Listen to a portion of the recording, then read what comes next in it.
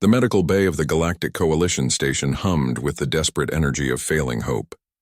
Dr. Zelthar's crystalline appendages moved with precise urgency across the holographic displays, each gesture commanding another diagnostic sweep of the dying Quellan child on the biobed.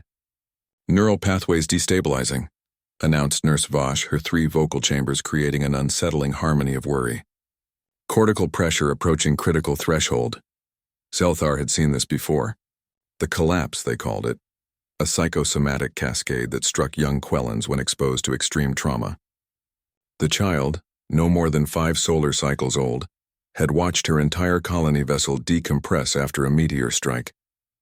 She was the sole survivor, pulled from the wreckage by a mining crew, but her mind, unable to process the horror, had begun shutting down her body system by system. "Administer another dose of neurostabilizers," Zelthar ordered, though he knew it was futile.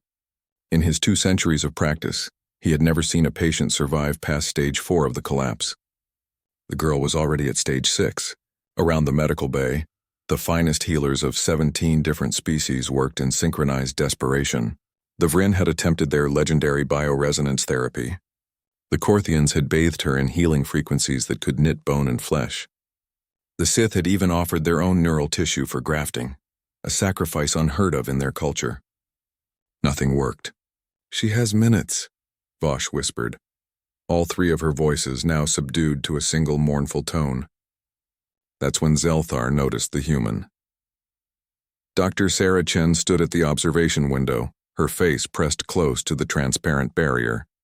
She was the station's newest addition, a human physician on cultural exchange from Earth, the galaxy's most recent addition to the Coalition.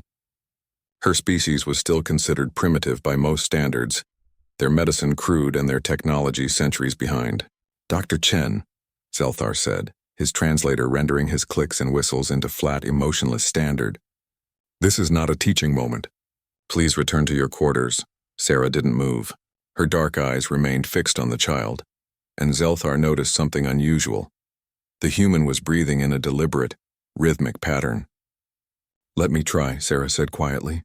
"Your species lacks the biological knowledge. Let me try." This time her voice carried something that made Zelthar's chromatophores flash uncertainty. It wasn't aggression. It was something else, something the translator couldn't quite capture.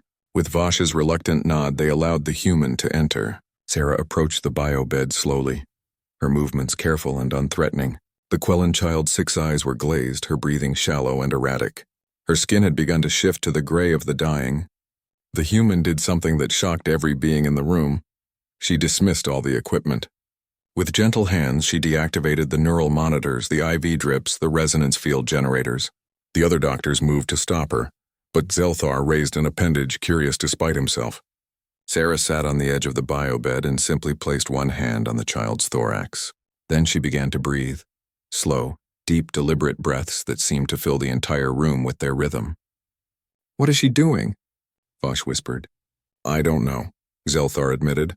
Sarah leaned close to the child's auditory membranes.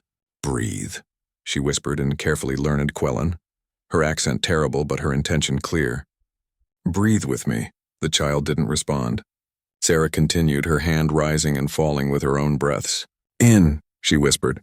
"Out, in, out." Minutes passed. The assembled doctors exchanged uncertain looks. This was nonsense, they thought. Primitive superstition. But then something changed. The child's irregular breathing began to slow, began to match the rhythm of Sarah's hand. One of her eyes focused, then another. "Breathe," Sarah repeated, her voice steady as stone, warm as sunlight. "You're safe now. Just breathe." The child's thorax rose and fell, matching the human's pattern. Color began to return to her skin, not gray, but the healthy blue-green of living Quellan tissue. "Impossible," Vosh breathed. Sarah continued her whispered mantra, her breathing, her gentle presence. She began to hum, a simple melody, repetitive and soothing. It had no words, needed none. It was the sound of a mother comforting a child, universal across 1,000 worlds despite never having been translated. The medical monitors, now passive observers, began to show impossible readings. Neural pathways stabilizing, cortical pressure normalizing. The collapse was reversing. An hour later, the child opened all 6 eyes and looked directly at Sarah. "Breathe?" she said in a tiny voice. Sarah smiled, tears streaming down her face. "Yes, little one. Breathe." In the station's conference room later that night, Zelthar faced Sarah across a table filled with alien dignitaries, all demanding to understand what had happened. "You must explain your technique," demanded High Physician Korval of the Vryn. "What technology did you use?" Sarah looked tired, her eyes red-rimmed. "No technology, just presence." "That's not an answer," Korval insisted. "It's the only answer I have," Sarah replied. She was drowning in trauma, her nervous system in a feedback loop of panic. Every machine, every procedure you used just added more stimuli to a system already in overload. She didn't need more intervention. She needed someone to help her remember how to just be. "But how?" Zelthar asked, genuinely curious now. Sarah thought for a moment. "On Earth, we have a saying, you can't think your way out of a panic attack. When the mind spirals, sometimes the only anchor is the body. Breath is the bridge between conscious and unconscious, between panic and peace. I learned this from my grandmother, who learned it from hers, passed down through thousands of years of humans helping each other through darkness." She paused, looking around at the assembled alien physicians. "You have incredible technology, medicine that seems like magic to my people.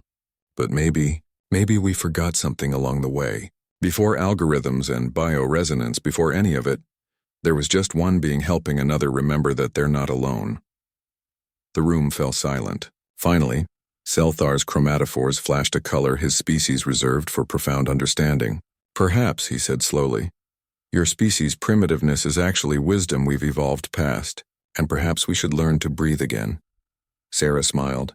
"I can teach you if you'd like."